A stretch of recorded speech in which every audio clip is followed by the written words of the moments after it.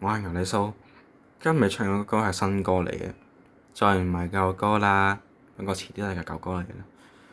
陪多我半日好嘛？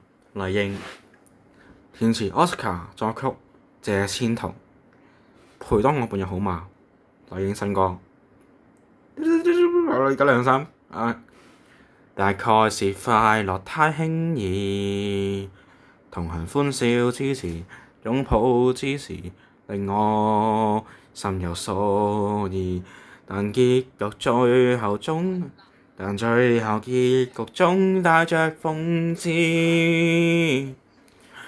緣分散在冷冰的城市，總要別去並沒差異。早已知各有思想與路線，新故事要隨時開展，於細節裡未及發現。陪多我半日先講要就好嗎？就跟我坐着靜靜回望好嗎？埋頭聽我心裡話，自然說笑話，累了慢慢躺下。陪多我半日先揮你手好嗎？餘生未夠鐘不就還好嗎？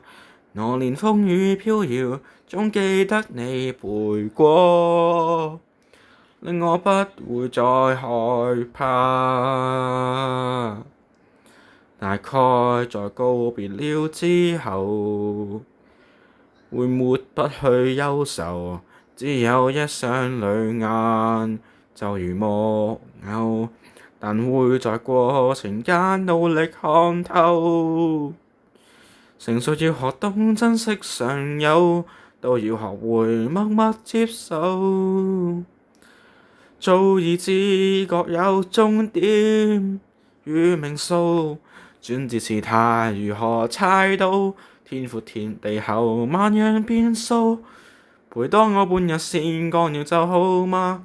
就跟我坐着靜靜回望好嗎？埋頭聽我心裡話，自然說笑話，累了慢慢躺下。陪多我半日先揮你手好嗎？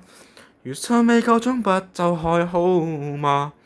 來年風雨飄搖，總記得你陪過，在我心裡種過花。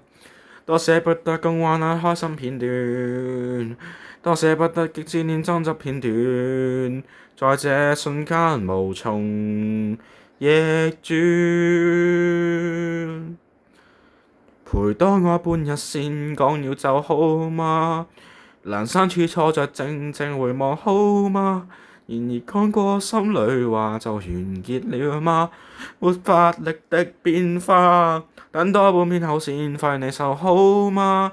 如現在夠鐘可以再拖嗎？